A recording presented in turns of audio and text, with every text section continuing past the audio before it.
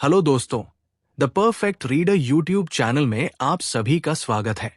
आज हम बात करेंगे डॉक्टर जोसेफ मर्फी द्वारा लिखित एक ऐसी बुक जिसने करोड़ों लोगों के जीवन में चमत्कार कर दिया और उनके जीवन को पूरी तरह से बदल दिया। जी हाँ, हम बात कर रहे हैं the power of your subconscious mind के बारे में। ये सबकॉन्शियस माइंड के बारे में लिखी गई अब तक की सबसे बेस्ट बुक है। डॉक्टर जोसेफ मर्फी ने अपना अधिकांश समय पूर्वी देशों के धर्मों के अध्ययन में बिताया। शोध के सिलसिले में वे कई साल भारत में भी रहे। विश्व के सभी प्रमुख धर्मों का अध्ययन करने के बाद उन्हें विश्वास हो गया कि पूरी सृष्टि में एक विराट शक्ति व्याप्त है और वो शक्ति हमारे भीतर है, जिसे डॉक्टर मर्फी ने नाम दिया the power of subconscious mind, means अवचेतन मन की शक्ति। और इसी शक्ति के बारे में हम इस वीडियो में डिटेल में समझेंगे। जब आप अपने अवचेतन मन की जादुई शक्ति का प्रयोग करना सीख जाएंगे तो आपके जीवन में चमत्कार होने लगेंगे। आप हर वो चीज पा लेंगे जिसे आप पाना चाहते हैं, हर वो मुकाम हासिल कर लेंगे जिसे आप हासिल करना चाहते हैं। इतना पैसा कमा पाएंगे कि जिसकी आपने कल्पना भी नहीं की होगी। इस बुक में टोटल 20 चैप्टर हैं जो हमें सफलता की सीढ़ी तक पहुंचा सकते हैं, जिसके द्वारा हम जो चाहे वो पा सकते हैं। अगर आप इस पूरे वीडियो को ध्यान से देखते हैं, समझते हैं और अपने जीवन में अमल करते हैं तो मैं आपको प्रॉमिस कर सकता हूं कि आपको जीवन में सफल होने से कोई भी रोक नहीं पाएगा और सफलता की हर बुलंदी को आप छू पाएंगे। अगर आप भी जीवन में हर वो चीज पाना चाहते हैं जिसकी आपने कल्पनाएं भी नहीं की, तो वीडियो को पूरा देखना और एक भी पॉइंट मिस मत करना। तो चलिए शुरू करते हैं। चैप्टर 1, आपके भीतर बहुत बड़ा खजाना छिपा है। क्या आप जानते हैं, चुंबक लगा लोहे का एक टुकड़ा अपने वजन से 12 गुना अधिक वजन को आसानी से उठा सकता है, लेकिन अगर उसमें से चुंबक निकाल दे तो वो एक तिन का भी नहीं उठा सकता। इसी तरह दुनिया में 2 तरह के लोग होते हैं। एक चुंबकीय ताकत रखने वाले, जिनमें विश्वास और आस्था कूट कूट कर भरी होती है, जो जानते हैं कि वे जीतेंगे और सफल होंगे। और दूसरे जिनमें चुंबकीय तत्व नहीं होते, जो हमेशा डरे हुए रहते हैं, भयभीत रहते हैं, उन्हें हर बात में संदेह होता है। इस प्रकार के लोग जिंदगी में आगे नहीं बढ़ पाते। आप भी चुंबकीय व्यक्ति बन सकते हैं, बशर्ते आप इतिहास के सबसे बड़े रहस्य अवचेतन मन की शक्ति को समझ ले और उस पर अमल करने लगे। अब हम समझेंगे कि ये अवचेतन मन है क्या। आपका मस्तिष्क दरअसल में एक है, किंतु उसके 2 स्पष्ट भाग हैं। दोनों की विशेषताएं अलग अलग हैं। दोनों भागों को एक रेखा अलग करती है। दोनों के कार्य बुनियादी रूप से एक दूसरे से अलग है। प्रत्येक विभाग को अलग अलग शक्तियां और गुण मिले हैं। एक चेतन मन और दूसरा अवचेतन मन। जो सतह पर दिखाई देता है, यानी जैसे आप दिखाई देते हो, वो चेतन मन है, और जो आपके अंदर का मन, जो आपके अंदर है, जो दिखाई नहीं देता, वो अवचेतन मन है। चेतन मन और अवचेतन मन एक दूसरे से कैसे कनेक्टेड है, ये एक स्टोरी से समझते हैं। एक बार महान ओपेरा गायक एनरिको कैरूसो अपनी करियर की शुरुआत में मंच पर जाने से घबरा रहे थे। डर के मारे उनके गले की मांसपेशियां ही थक गई। उनका चेहरा पसीने से तर-बतर हो गया। वे शर्म और घबराहट में मंच के पीछे चले गए। कुछ ही पल बाद उन्हें हजारों लोगों के सामने परफॉर्म करना था, लेकिन पब्लिक को देखकर उन पर डर की भावना हावी हो गई। उन्होंने कांपते हुए कहा, मैं नहीं गा सकता, सब लोग मुझ पर हंसेंगे। वे अपने ड्रेसिंग रूम में जाने के लिए मुड़े, तभी अचानक वे रुक कर चिल्लाए, भाग जाओ डर, तुम्हें भागना ही होगा, भागना होगा, भागो यहां से। वे दोबारा मंच पर गए और सीना तानकर खड़े हो गए और उन्होंने ऐसे गाया कि सुनने वालों का दिल जीत लिया। इस स्टोरी से हमने क्या सीखा? जब आपका चेतन मन डर, चिंता और तनाव से भर जाता है तो आपके अवचेतन मन में भी नकारात्मक भाव प्रवाहित होने लगते हैं, और यही नकारात्मक भाव चेतन मन में दहशत, आशंका और निराशा भर देते हैं।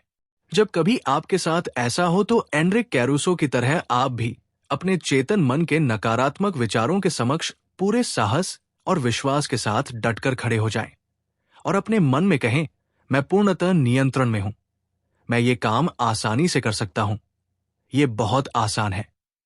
जब आप चेतन मन को इस तरह आदेश देंगे तो आपका अवचेतन मन शांति और सद्भाव से भर जाएगा और आपके अंदर जोश, उत्साह और शक्ति आ जाएगी और आपको ऐसे परिणाम मिलेंगे जो आपने सोचे भी नहीं होंगे।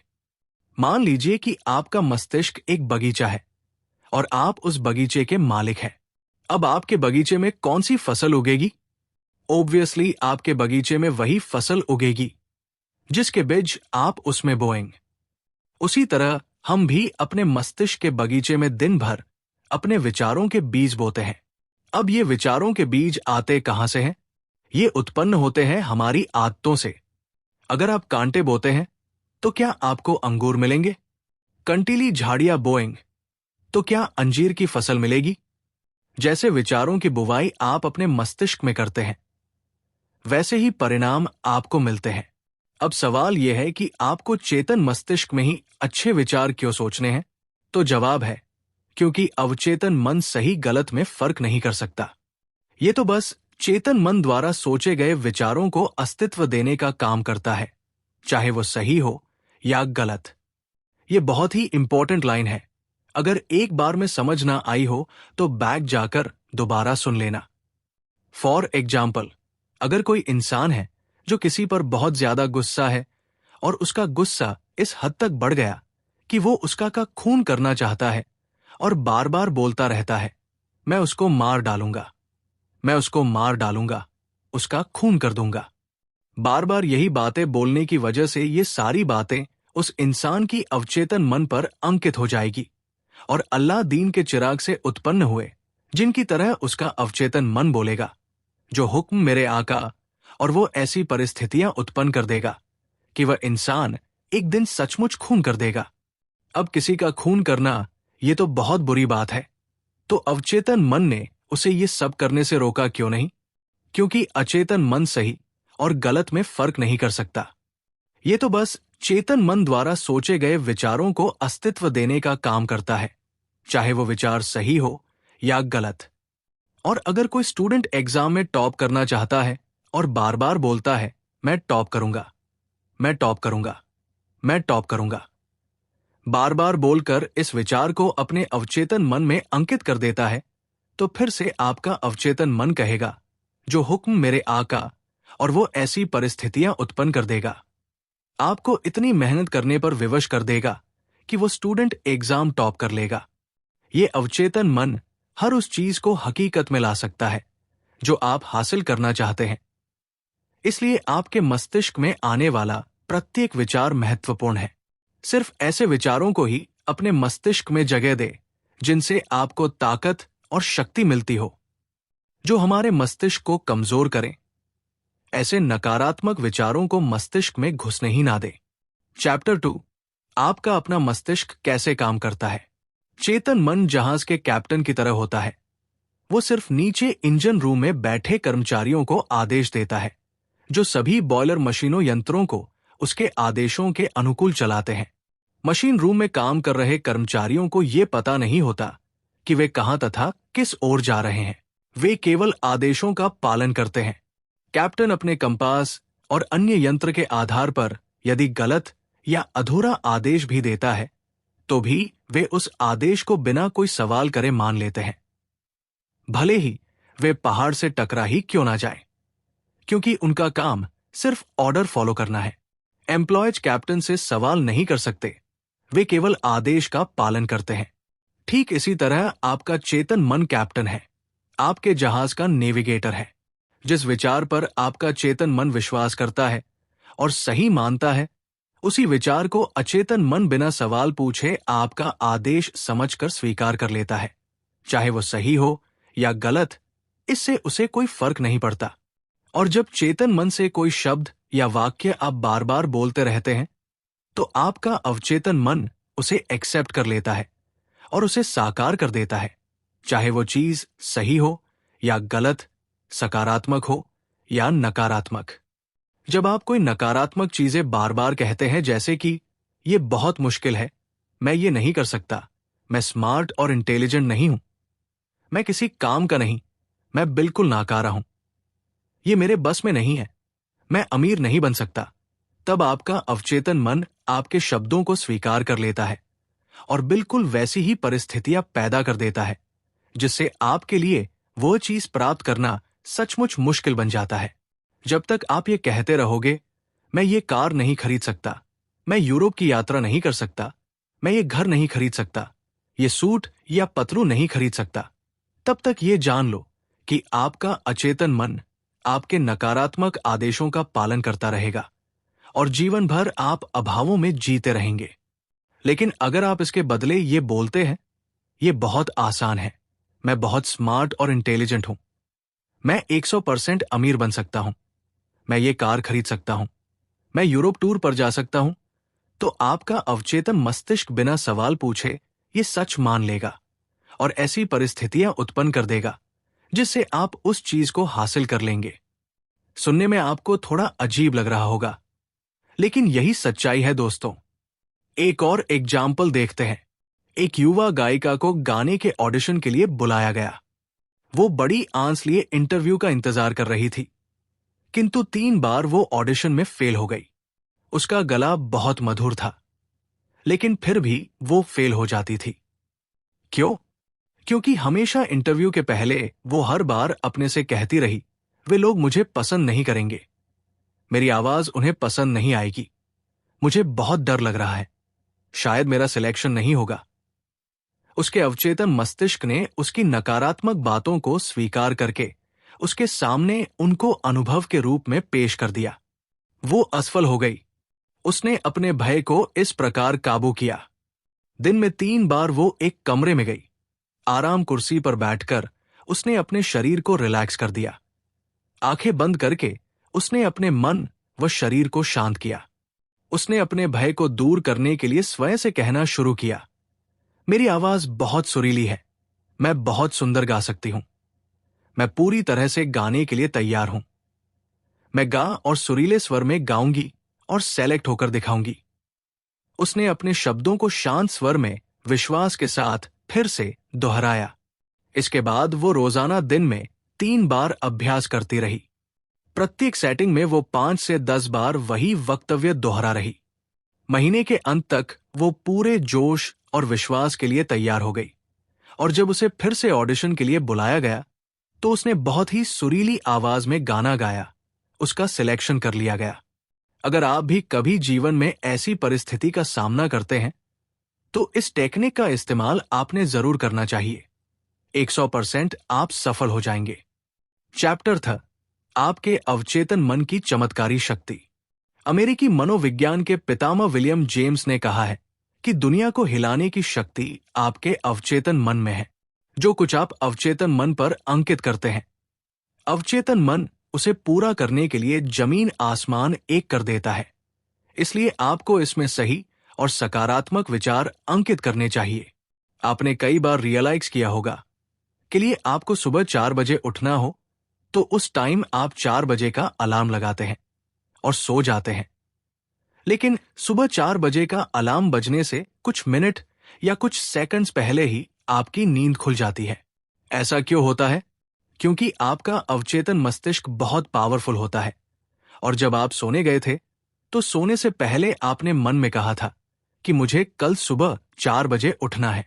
आपके अवचेतन मन पर वो बात अंकित हो गई और आपका अवचेतन मस्तिष्क काम पर लग गया और अलार्म बजने से कुछ सेकंड या मिनट पहले ही उसने आपको उठा दिया। यही टेक्निक आप बहुत बड़ी बड़ी चीजें पाने के लिए भी आजमा सकते हैं। आपको बस करना यह है कि रोज रात को सोने से पहले बेड पर ही पड़े पड़े अपने बॉडी को रिलैक्स या शिथिल करना है। आंखें बंद करनी है और अपने अवचेतन मन को सुझाव देने हैं। ये सुझाव वो हो सकते हैं जो आप चाहते हैं या फिर हासिल करना चाहते हैं। जैसे अगर आप अपने व्यवसाय में सफल होना चाहते हैं तो आप बोल सकते हैं, दिन रात में अपनी सभी रुचियां में समृद्ध हो रहा हूं, मेरा बिजनेस डे बाय डे बहुत अच्छा चल रहा है, मेरे पास बहुत सारा पैसा आ रहा है, मैं अमीर बन रहा हूं, दुनिया की सारी खुशियां मुझे मिल रही है, मैं पूर्ण आदर्श, सशक्त, शक्तिशाली, प्रेमपूर्ण, सामंजस्यपूर्ण और खुश हूं। ऐसा आपको लगातार 21 डेज तक करना है और उसके बाद आपको इसकी आदत हो जाएगी और आप जानकर हैरान हो जाएंगे कि आपके जीवन में ऐसे चमत्कार होने लगेंगे जिसकी आपने कल्पना भी नहीं की होगी। अपने अवचेतन मन को खुशी, समृद्धि, प्यार, आनंद, जोश और उत्साह देने वाले विचारों से भरें। इससे क्या होगा कि जो आपके नकारात्मक जहरीले विचार जो अड्डा जमाए बैठे हैं, वे अंततः हमेशा के लिए बाहर निकल जाएंगे। हाँ, लेकिन इसके लिए आपको सतत प्रयास करना होगा और एक बार जब आपको इसकी आदत हो जाएगी तो फिर आपका फर्श से अर्श तक का सफर शुरू हो जाएगा। याद रखें, जैसे पानी पाइप में जाकर उसका आकार लेकर बहने लगता है, ठीक उसी प्रकार जीवन भी आपके अंदर के विचारों के अनुरूप ही बहता है। चैप्टर 4, प्राचीन काल में मानसिक उपचार। प्राचीन समय में जब आज की तरह बड़े बड़े हॉस्पिटल्स नहीं थे, तब भी लोगों का बीमारियों से इलाज किया जाता था और लोग अपनी बीमारियों से ठीक भी हो जाते थे। उस समय मनुष्यों को बीमारी से ठीक करने का ज्ञान पुजारियों और धर्म गुरुओं तक ही सीमित था। लोग विश्वास करते थे कि ईश्वर ने उन्हें कुछ विशेष शक्तियां दी हैं, जिनके द्वारा वे उपचार कर सकते हैं। ये पुजारी और धर्म गुरु इलाज करने के लिए मंत्रों का, तावीज का, अंगूठियों या स्मृति चिन्हों का प्रयोग किया करते थे। जब कोई बीमार हो जाता तो लोग उन्हें इन पुजारियों या धर्म गुरु के पास ले जाते और वे सिर्फ मंत्रों और ताबीज के सहारे ही उनका इलाज कर देते थे और रोगी ठीक भी हो जाता था। क्या आपको लगता है कि वे रोगी सिर्फ ताबीज या मंत्रों के वजह से ही ठीक होते थे? ऑथर कहते हैं कि वे सिर्फ मंत्रों या ताबीज के वजह से नहीं, बल्कि अवचेतन मन के शक्ति से ठीक होते थे। जैसा कि हमने पहले देखा कि लोग उन पुजारियों में, धर्म गुरुओं में विश्वास करते थे कि वे उनका इलाज कर देंगे। उनकी आस्था बहुत ज्यादा होती थी। जैसे ही रोगी उनके पास जाता तो रोगी को लगने लगता कि अब मैं जरूर ठीक हो जाऊंगा, और यही निर्देश उनके अवचेतन मन में अंकित हो जाता था कि अब वे जरूर ठीक हो जाएंगे। और जैसे हमने इससे पहले ही समझा है कि अवचेतन मन में जो विचार अंकित हो जाता है वो हकीकत का रूप ले लेता है और इसी वजह से वे रोगी ठीक भी हो जाते थे। हमारा अवचेतन मन इतना पावरफुल है कि ये हर बीमारी का इलाज कर सकता है। आपकी आस्था जितनी ज्यादा होगी, आपको परिणाम भी उतनी ही जल्दी मिलेगा। चैप्टर 5, आधुनिक युग में मानसिक उपचार। जिस तरह से प्राचीन समय में पुजारी और धर्म गुरु इलाज करते थे, उसी तरह आज के आधुनिक युग में लोगों का इलाज करने के लिए डॉक्टर्स और हॉस्पिटल्स हैं। लेकिन पुरानी कहावत है, डॉक्टर घाव पर पट्टी बांधता है और ईश्वर उसे ठीक करता है। यहां पर ईश्वर शब्द का प्रयोग अवचेतन मन के लिए किया गया है। कोई भी डॉक्टर या सर्जन पूरी तरह से यह दावा नहीं कर सकता कि उसने मरीज को ठीक कर दिया। उपचार शक्ति एक ही है, हालांकि इसे अलग अलग नामों से पुकारा जाता है, जैसे प्रकृति, जीवन, ईश्वर, रचनात्मक ज्ञान। लेकिन वास्तविकता में ये सभी अवचेतन शक्ति की ओर इशारा करने के भिन्न भिन्न तरीके हैं। एक पेशेंट था जिसकी जीभ में लकवा मार गया था और सभी प्रकार के चिकित्सकीय उपचार व्यर्थ हो गए थे। उसके डॉक्टर ने रोगी को बताया कि उसके पास एक नया यंत्र है जिससे उसे विश्वास है कि उसका इलाज हो जाएगा। डॉक्टर ने पॉकेट थर्मामीटर रोगी के मुंह में लगा दिया।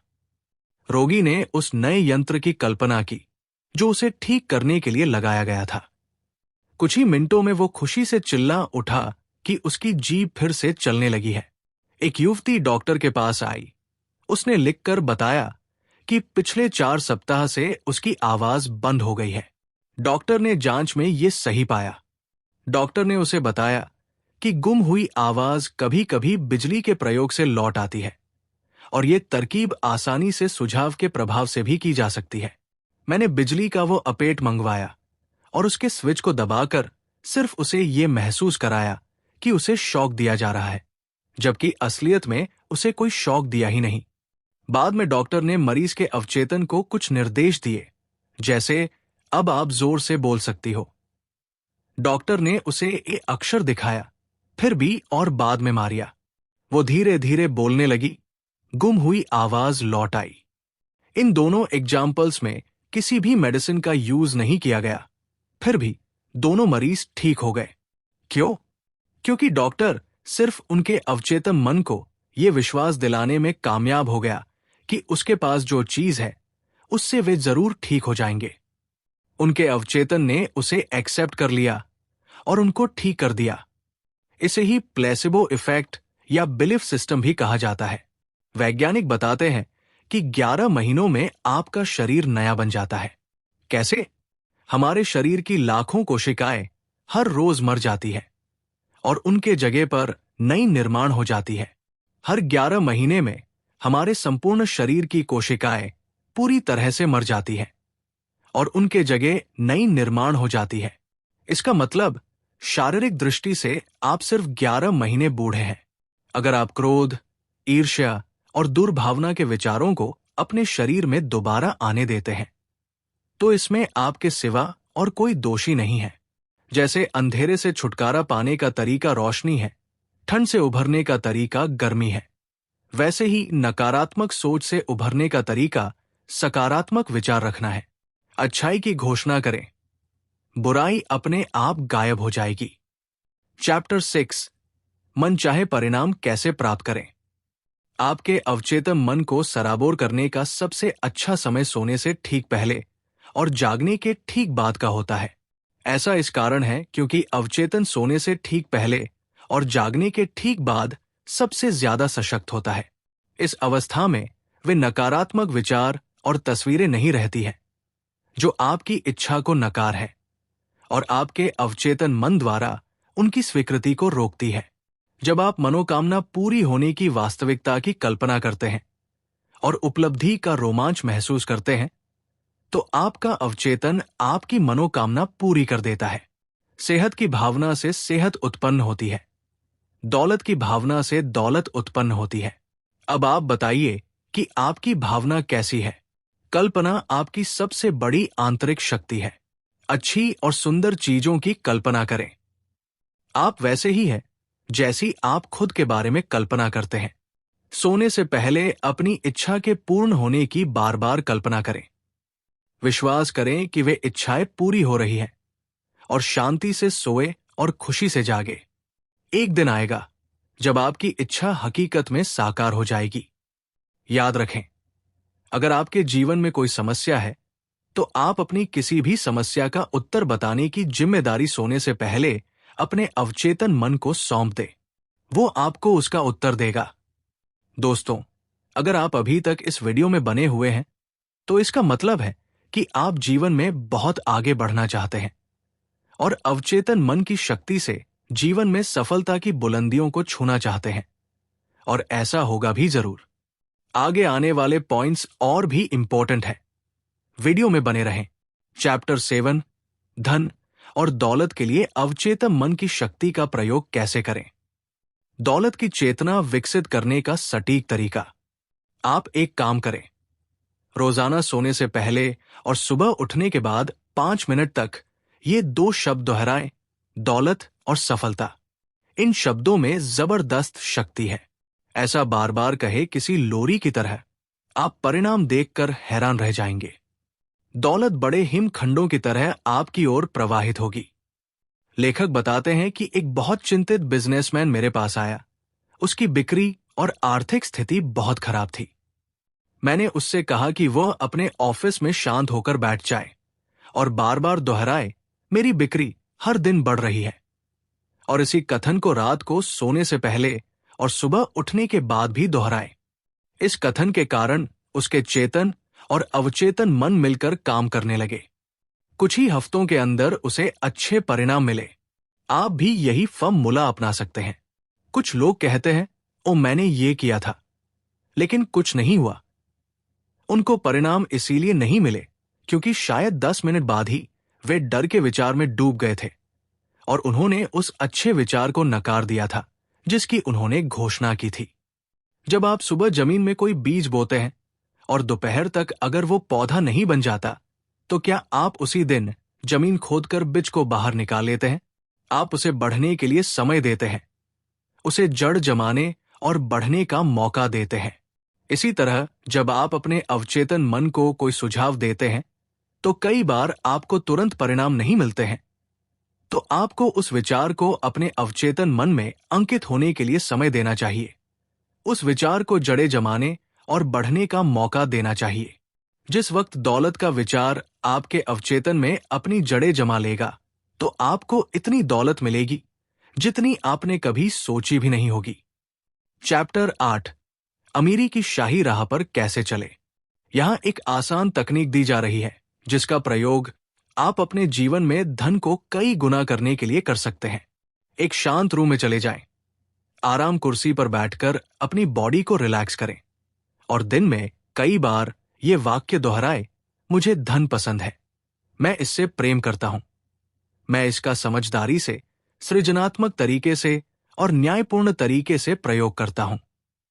मेरे जीवन में धन का लगातार प्रवाह हो रहा है, मैं खुशी से इसे मुक्त करता हूं और ये अद्भुत तरीके से कई गुना होकर मेरे पास पास लौटता है।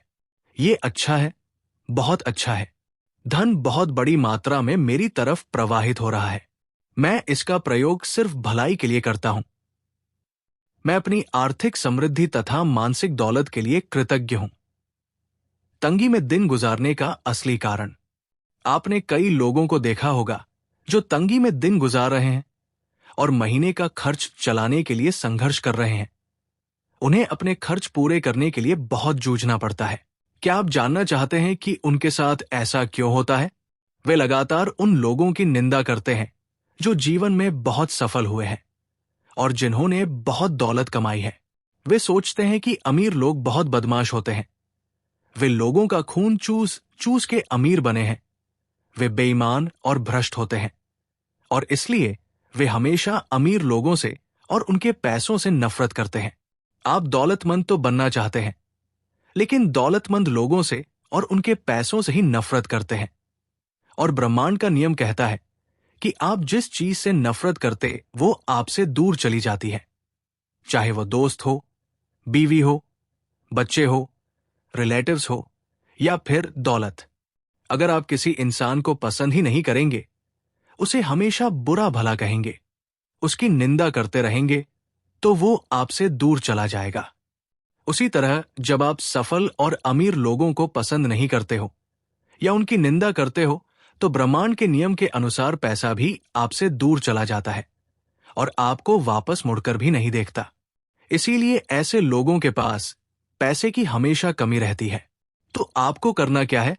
आप जब भी किसी सफल और अमीर इंसान को देखे तो कहे, मैं सफल और अमीर लोगों को आशीर्वाद देता हूं, मैं सफल और अमीर लोगों को अपना रोल मॉडल बनाता हूं, मैं सफल और अमीर लोगों से प्यार करता हूं। अगर वे अमीर बन सकते हैं तो मैं भी बन सकता हूं। जब आप सफल और दौलतमंद लोगों के बारे में अपने अवचेतन में अच्छी भावना रखोगे तो आपका अवचेतन मन आपको इतनी दौलत देगा कि आप गिन भी नहीं पाओगे। चैप्टर 9, आपका अवचेतन मन और वैवाहिक जीवन। आदर्श पति को कैसे आकर्षित करें। अगर आपने इससे पहले के अध्याय ध्यान से समझ लिए हैं तो अब तक आप जान चुके होंगे कि आपका अवचेतन मन कैसे काम करता है। आप जानते हैं कि आप इस पर जो भी छाप छोड़ेंगे वो बाहरी जगत में साकार हो जाएगा। अगर आप एक महिला हैं और आदर्श पति को आकर्षित करना चाहती हैं तो इसी समय अपने अवचेतन मन पर उन गुणों और लक्षणों की छाप छोड़े जो आप अपने होने वाले पति में चाहते हैं। यहाँ एक उत्कृष्ट तकनीक दी जा रही है जिसके द्वारा आप आदर्श पति को आकर्षित कर सकती है। रात को कुर्सी पर बैठ जाए, आंखें बंद कर ले, शिथिल हो जाए, शरीर को पूरी तरह ढीला छोड़ दे, बहुत शांत, निष्क्रिय और ग्रहणशल बन जाए। अपने अवचेतन मन से बात करें और कहें, मैं एक ऐसे पुरुष को आकर्षित कर रही हूं जो ईमानदार, सच्चा, वफादार, निष्ठावान, शांत, खुश और समृद्ध है। मैं जानती हूं कि मैं उसकी शांति और सुख को बढ़ा सकती हूं। वो मेरे आदर्शों से प्रेम करता है और मैं उसके आदर्शों से प्रेम करती हूं। वो मुझे बदलकर नया नहीं बनाना चाहता है, ना ही मैं उसे बदलकर नया बनाना चाहती हूं। हमारे बीच आपसी प्रेम, स्वतंत्रता और सम्मान है। आदर्श पत्नी को कैसे आकर्षित करें? अपनी आदर्श पत्नी को आकर्षित करने के लिए नीचे दी गई सकारात्मक घोषणा करें। मैं ऐसी महिला को आकर्षित कर रहा हूं जिसके साथ मेरा बहुत अच्छा तालमेल होगा। ये महिला ऐसी है जिसके साथ मेरी जोड़ी आदर्श रहेगी। वो आध्यात्मिक, निष्ठावान, वफादार और ईमानदार है, सामंजस्यपूर्ण, शांत और खुश मिजाज है। हम एक दूसरे की तरफ प्रबलता से आकर्षित हो रहे हैं। मैं जानता हूं कि मैं इस महिला को प्रेम, प्रकाश, शांति और खुशी दे सकता हूं। मैं महसूस करता हूं और विश्वास करता हूं कि मैं इस महिला के जीवन को अद्भुत बना सकता हूं। मैं अब आदर्श जीवन साथी को स्वीकार करता हूं। मानसिक रूप से अपनी पत्नी की वैसी तस्वीर बनाए जैसी उसे होना चाहिए। खुश, सुखी, स्वस्थ और सुंदर। अपने पति को उस तरह देखें जैसा उसे होना चाहिए। सशक्त, शक्तिशाली, प्रेमपूर्ण, सद्भावनापूर्ण और दयालु। मानसिक तस्वीर देखते रहेंगे तो आप अनुभव करेंगे कि आपका वैवाहिक जीवन स्वर्ग बन चुका है, जो सद्भाव और शांति से भरा है। चैप्टर 10, मन से हमेशा युवा कैसे रहें। आप उतने ही युवा हैं जितना खुद को मानते हैं। मैं हर कुछ सालों में लंदन के कैट हॉल में भाषण देता हूं। ऐसे ही एक भाषण के बाद एक सर्जन मुझसे मिलने आया। उसने मुझसे कहा, मेरी उम्र 84 साल है। मैं हर सुबह ऑपरेशन करता हूं, दोपहर में मरीजों को देखने जाता हूं और शाम को मेडिकल वैज्ञानिक जर्नल्स के लिए लेख लिखता हूं। उसका नजरिया यह था कि वो उतना ही उपयोगी है जितना वो खुद को मानता है और उतना ही युवा है जितने उसके विचार हैं। उसने मुझसे कहा, आपने अभी अभी जो कहा है वो बिल्कुल सही है। व्यक्ति उतना ही युवा होता है जितना वो खुद को मानता है, उतना ही मूल्यवान होता है जितना वो खुद को समझता है। कुछ लोग 30 साल की उम्र में ही बूढ़े हो जाते हैं, जबकि कुछ 80 साल में भी युवा रहते हैं।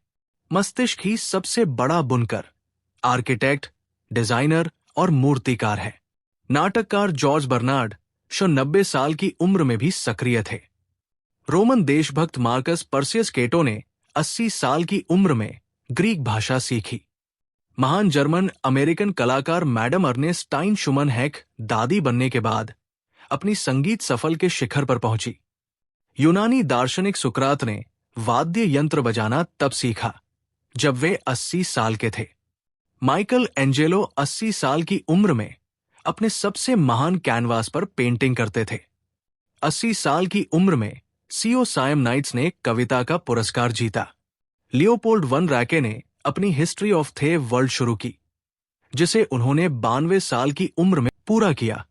अल्फ्रेड लॉर्ड टेनिसन ने 83 साल की उम्र में अपनी बेहतरीन कविता क्रॉसिंग द बार लिखी। आइजक न्यूटन 85 साल की उम्र में भी बहुत मेहनत करते थे। लोगों को एक महान सच्चाई याद रखनी चाहिए। इंसान अपने दिल में जैसा सोचता है वैसा ही वो होता है। आप बूढ़े तब होते हैं जब आप जीवन में दिलचस्पी खो देते हैं और सपने देखना छोड़ देते हैं। तो हमेशा जवान बने रहने का एक ही तरीका है दोस्तों, जो हमारे चैनल का नाम भी है। जी हाँ, सपने देखते रहिए, क्योंकि सपने सच होते हैं। और अंत में जाते जाते पूरे किताब का सार आपको सिर्फ एक लाइन में दे रहा हूं, और वो लाइन है, इंसान जैसा अपने अवचेतन मन में सोचता है वैसा ही जीवन में बन जाता है। दोस्तों, ये बुक इतनी बढ़िया है कि इसे सिर्फ एक बार पढ़ने से कुछ नहीं होगा, बल्कि इसे बार बार पढ़ा जाना चाहिए, ताकि इस बुक का कंटेंट हमारे दिल और दिमाग की गहराई में पहुंच सके और हम अवचेतन मन की शक्ति का ज्यादा से ज्यादा फायदा उठा पाए तथा अपने जीवन को एक नए मुकाम पर ले जाएं। तो ठीक है दोस्तों, फिर से मिलेंगे आपको एक बेहतरीन वीडियो के साथ। तब तक अपना ख्याल रखिए, हंसते रहिए। दोस्तों, मुझे उम्मीद है ये वीडियो आपको पसंद आया होगा। ये वीडियो आपको कैसा लगा कमेंट सेक्शन में जरूर बताना, और पसंद आए तो लाइक जरूर कर देना। सपने सच होते हैं इस चैनल को सब्सक्राइब जरूर कर लेना